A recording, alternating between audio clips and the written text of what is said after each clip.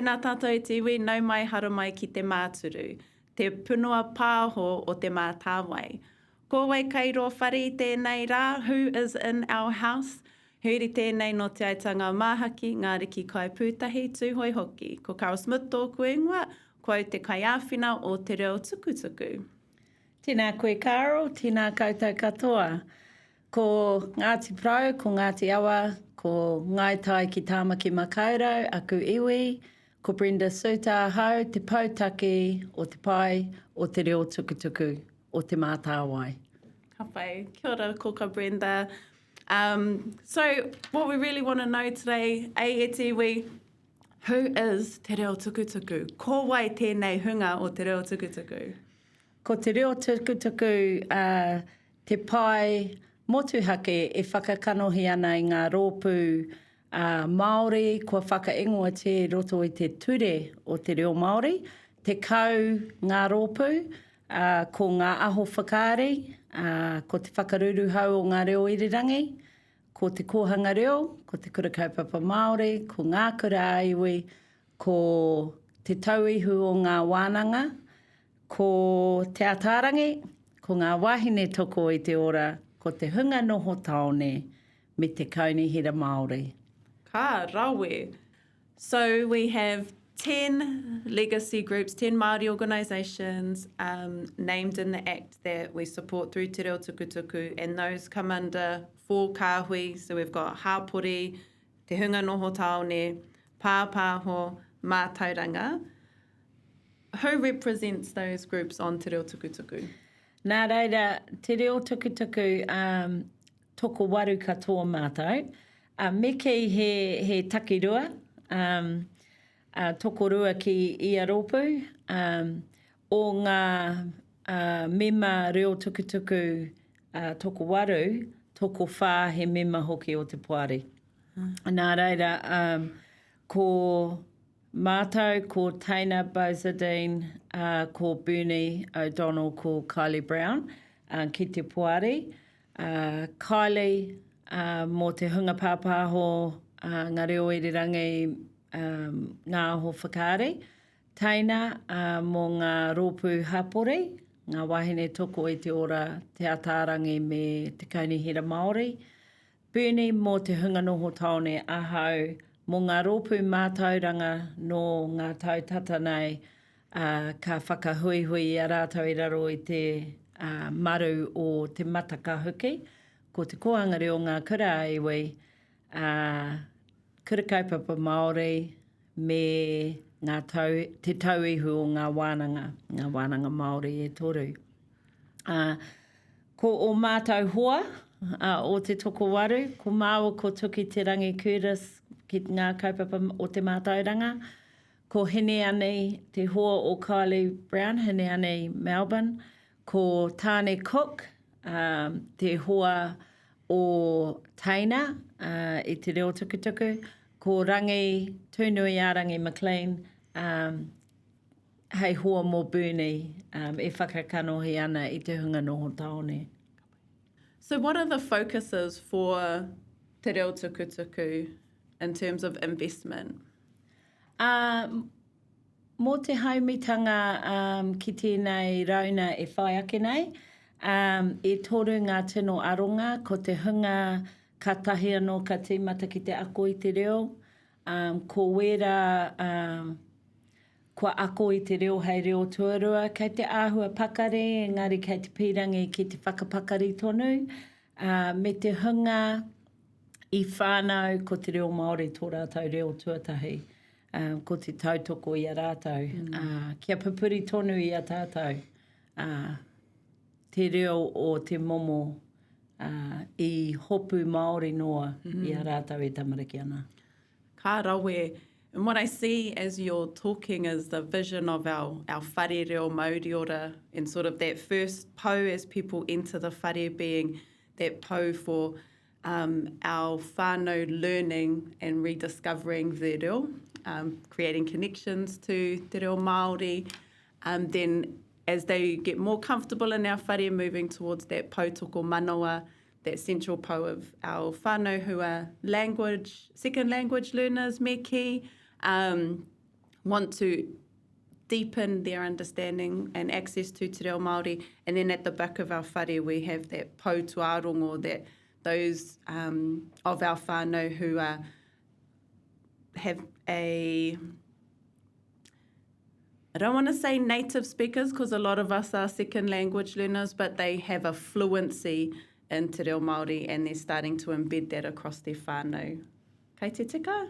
Ai, kei te tika. He rite ki ngā kōrero e tāhu ana i te ao Māori, me kei ake, ka hoki koe ki te pō, e puta ai koe ki te māramatanga, ne?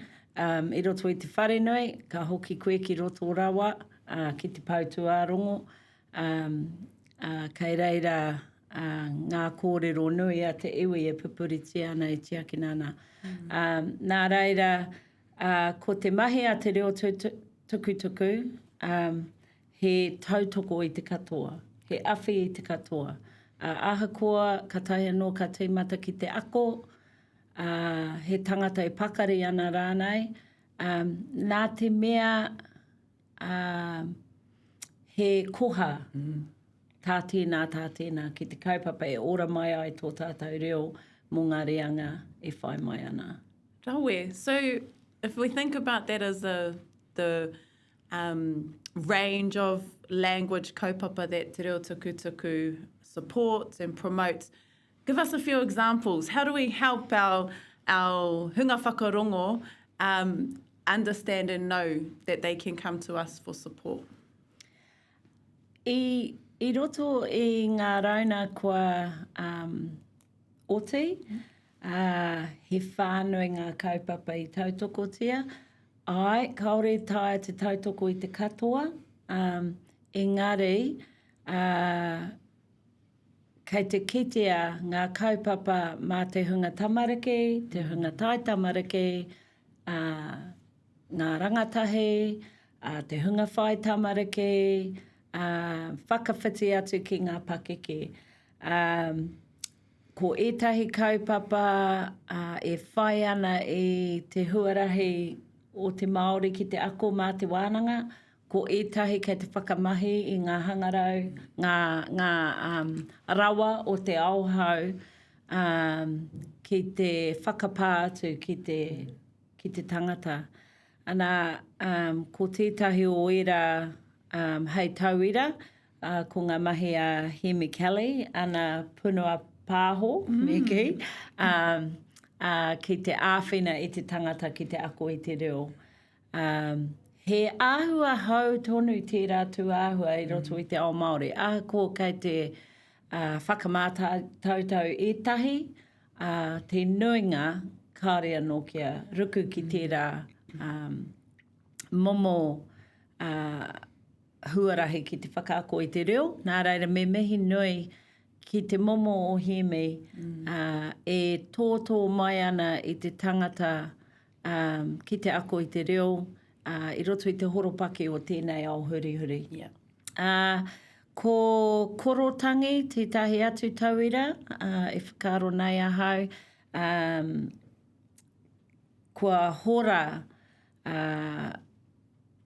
i te maha o ngā whānau, ko tā rātou kaupapa he āwhine ngā whānau ki te whakatakoto i te mahere whakarauora i te reo i roto i te whānau. Ana ko rātou ka āwhine i te whānau, kia whanake te mahere, kia whakatīnana tia te mahere.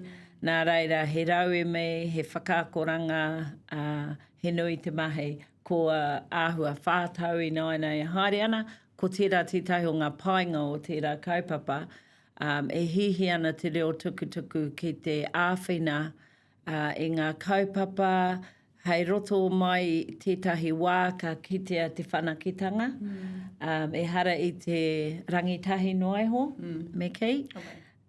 Ko tira atu ko te matahiapo. Ko te matahiapo he tino tauira o te hua ka puta i te mahitahi. Nā reira, ko te Hunga Noho Taone, e mahitahi ana ki te ātārangi, ki te kaunihira Māori, ki te tuku haere i te reo, ki o tātou whānau he māte ātārangi, he krai he reo toko maha kei te whai wāhi ki tērā kaupapa, he tino hua mo te hunga Māori kei te noho ki ngā taone, kaore pēr e āhei ana te hoki ki te wākainga. Ka rawe. So I suppose just as a little bit of a running cheat sheet for our listeners, your examples made me think about three things that Te Reo Tukutuku are quite keenly focused on.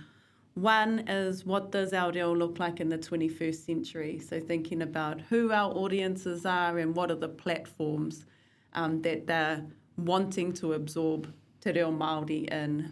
So Hemi Kelly and his podcast is one of those, and maybe we could get him on to one of our podcasts at another date. The second thing is thinking about how is it that we then take those learners and support them to embed that language through their whānau. So we start heading back towards ko te reo he taonga tuku iho, that intergenerational transmission of language. And then the third one makes me think about if these rōpū ihore, our Māori legacy groups have been paving the way for kohanga reo 40 years, 50 years since Te Pētihana Māori. How is it that we can be collaborative in our approaches to uphold and support the contribution of those legacy groups? Because a lot of them did that, without accessing and sourcing te reo Māori for themselves. Ai, kei te tika. Ko te tētahi mahi nui i roto i ngā tau kua hipa, ko te hanga pea. Me kei, ko te hanga i te whare o te reo Māori ora, e mohio nei tātou i enei rā. Engari, me maumahara tātou i ngā wākatoa, ai, i whakahuihui tia ngā rangatiro o ngā iwi, nā reire i puta mai ai te kōhanga reo, te kura kaupapa Māori, ngā reo irirangi Māori. E hara i te mea nā tētahi iwi ko ianake, engari nā te mahitahi. Nā reira, he tino nui ngā hua o te mahitahi, koera te reo tukutuku e tahuri nei ki te aki i ngā rōpū ihorei nei, ngā rōpū o te reo tukutuku ki te mahitahi, kia puta he hua. Oh yeah. Awesome. And so if we have inspired anybody to tono mai kia mātou o te reo tukutuku, what are some of the things that they need to know about our application process? Is there only a certain amount of funding they can access? How bigger an idea do they have to have? Is it okay for 10 people? Do they need 100 people? Do we have any kind of limitations or criteria that our kaitono have to meet? Well, e hara i te puna mutunga kore, aha ko te wawata. Ia tau, he nui atu ngā tono i tērā e tae ana i te reo tukutuku te tuari. Aha ko tērā, ko aku kupu ārahi pia,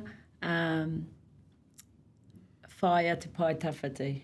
Whakatakotohia te huarahi e te tuki ai ngā moemoea, ka tīmata ki reira. Kaore pia e taia, engari he tīmatanga. Ana kora te mea nui, he pai kia kite te reo tukutuku i tētahi hōtaka e haere ana i etahi tau. Nā te mea, kei te mohi o tātou katoa, ka ngaro te reo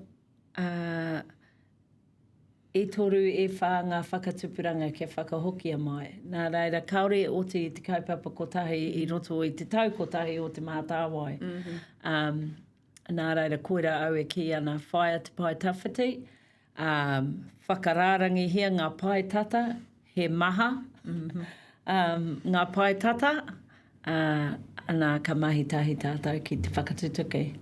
Ka pai, so ko taku pātai whakamutunga, because it wouldn't be a Te Mātāwai podcast if I didn't ask this particular question.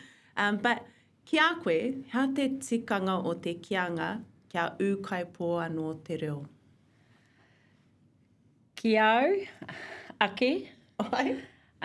Ki taku whakaaro e hara i te whakautu kotahi. Ko te ūkaipōtanga i roto i te tangata koi anake, roto i te whānau, roto i te hapuri, roto i te iwi. Nā reira, me kei pēr ko te pai tawhiti, me ka whakaaro ahau ki au me aku mokopuna. Ko te ora o te reo i roto i tō mātou whānau i runga i o mātou ake whenua. Ko tērā pēr te pai tawhiti. I tēnei wai noho mararana i te whenua. Engari mo te pai tata, ko te whakahoki mai i te reo, ki roto i te tangata, ko ianake, kia tai e te tuku ki etahi atu, ki ana tamariki, ki ana mokopuna, ki a waira. Ka pai. And I know you've done that already a little bit with your own whānau. Tell us about that journey and where did that seed start? Kia ūkaipō anō te reo mō tō whānau? I ahau e rangatahi ana. Ko tētahi o ngā aku kaiako, ko Mike Collins tōna ingoa. Ko ia te tangata tuatahi i tūtaki au, kaore i pakeke i roto i te reo Māori, i whakapakeke i ana tamariki i te reo Māori. I mōhio au mehe mea ka taea e ia, ka tae au. Nā te mea ki te au i tērā tauira. Nā reira, he mea tino nui ngā tauira. Nā reira, i uru au ki te kohanga reo, i roto i aku mahi whakaako, kua mōhio noa hau, i mua i te wā he pukapuka he aharanai, mā te kōrero e ora ai te reo. Nā reira, āko tapepe, whakapaukaha ki tērā kaupapa. Nā wai ka tangata whenua i roto i tō mātou whare, roto i tō mātou whānau, toko ono ngā mokopuna he kōrero Māori, kei te koau i tērā, engari kei te mōhio au mō rea tonu. Kaore anō kia taia te ki, he haumaru. Ai. Well, that's really inspirational kōrero from you, and I think it gives us all something to hold on to. So whānau, if you have a kaupapa, if you have a language initiative that you need for your whānau and you believe others need for their whānau, tono mai. The only way that we won't know what's going on is if you don't tono. And then don't be a Karen and complain because your tono didn't get accepted. Ka pai, ka pai. Nō reira e te iwi, nā mihi kia koutou mō koutou e whakarongo ana kia māua i tēnei rā. Nei rā te reo mihi kia koe kōka Brenda, nau I hara mai ki te kōrero tahi I tēnei rā. Ki ngā kaimahi, kei muri I ngā kāmera, kia koutou I te kāinga, nei rā te reo o mihi, ka kite atu. Tēnā koutou. Te Mātāwai.